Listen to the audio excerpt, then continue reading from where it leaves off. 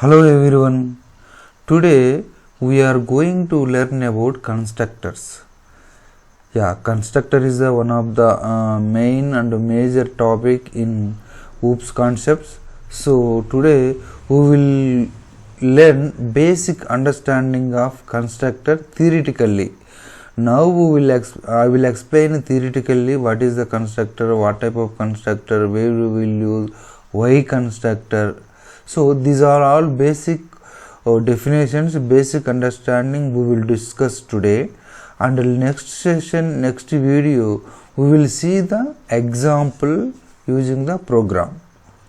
So here you will see here why constructor. Constructor is used to initialize class level variables. Class level variables means we have one class. Within the class we can declare a variable in that class. That declared variable is available in all the methods within the same class. That is the class level variables. To initialize class level variables we will use constructor. That is the one. Another one, what is constructor, when it will invoke? Constructor is special member function of a class. Constructor is a special member function. That is a one function, one method, that is special method in a class. That is the constructor meaning. Constructor name and class name should be same.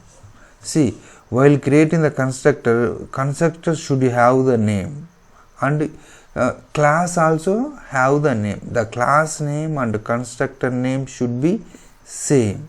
That is the one.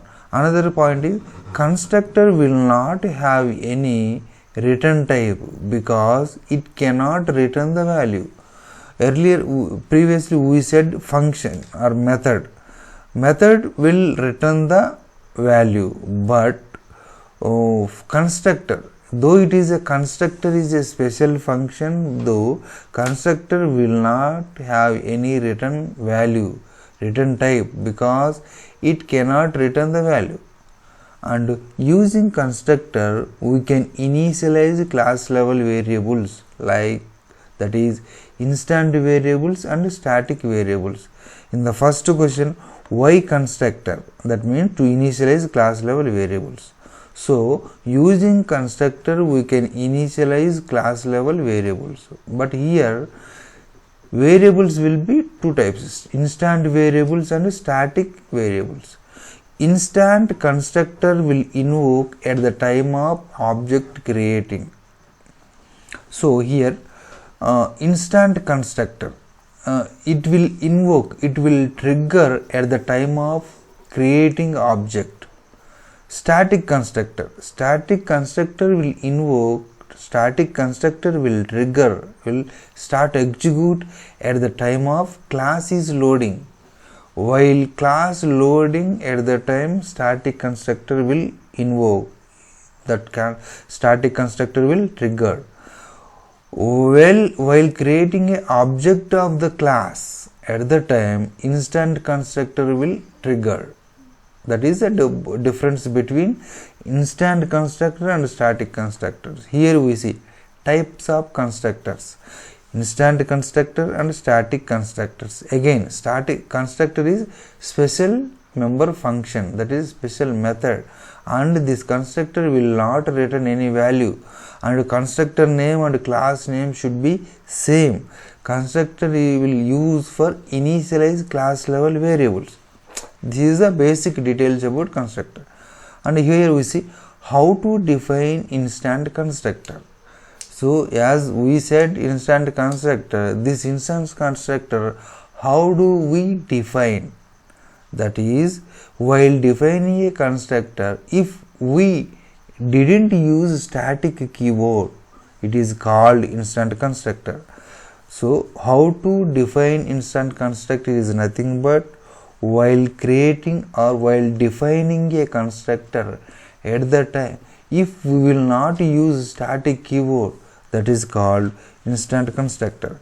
Instant constructor can contain parameters. but it is optional. That is about the instant constructor. You see the why instant constructor. Again I am saying that is to initialize instant variables. So class level variables, constructor, either instant constructor or a static constructor, it is used to initialize class level variable. When instant constructor will invoke? At the time of object creating. A previous slide we explained.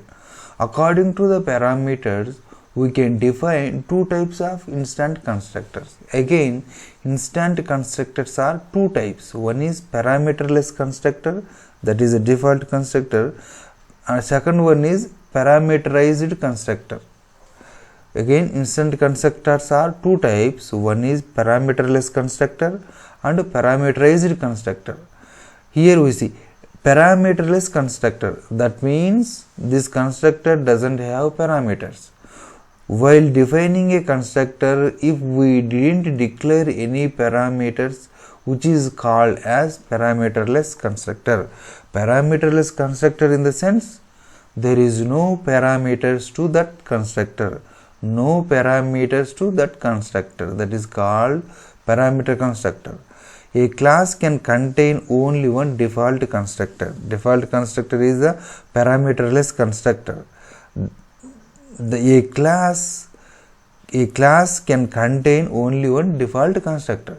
Types of default constructors. Again, default constructors are two types. One is user defined default constructor and system defined default constructor. So you see here I am explaining one by in deep dive. Just you observe, just I am pausing here.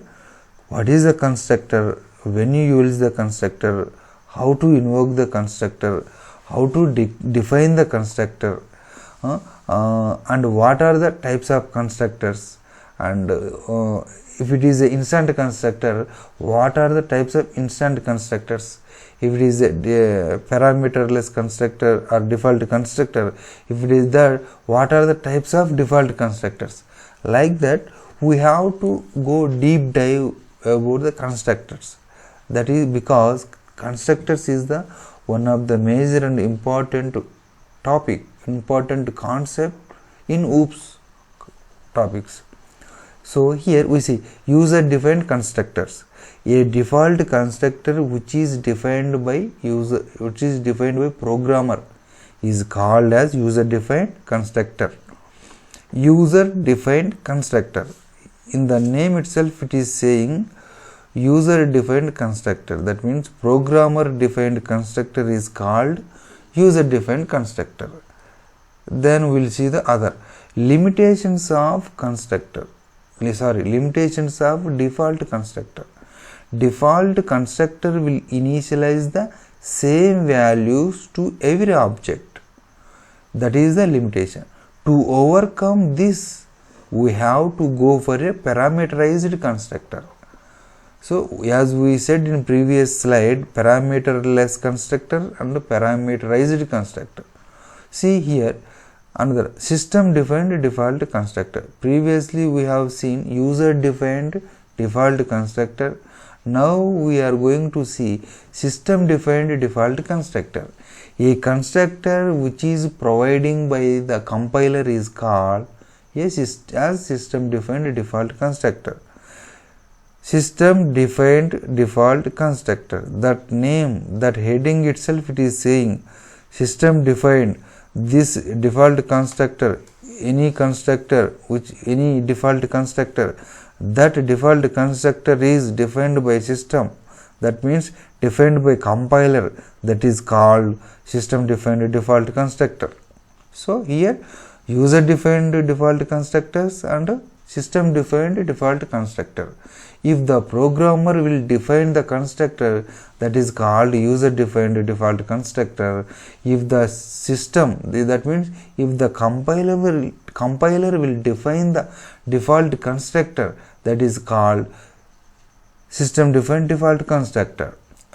So here we have multiple questions. when compiler will provide system defined default constructor. Why compiler is providing system defined default constructor? What is the purpose of system defined default? These three questions we will learn on later. Now here is another one, parameterized constructor. While defining a constructor, if we declare parameters which is called as parameterized constructor. The purpose of the parameterized constructor to initialize instant variables in the class level variables, either it is a parameterized constructor, whether it is a parameterless constructor, or it is a static constructor, whether it is default constructor, whatever the any constructor, if we will use constructor that is for initialize class level variables. This is the friends about the basic details about the constructor. The constructors details are one line, two line answers, one line, two line description. So mostly I understood you are all understand the basic idea of the constructors. Please subscribe this. Please subscribe this video if you like this video, if it is useful to you.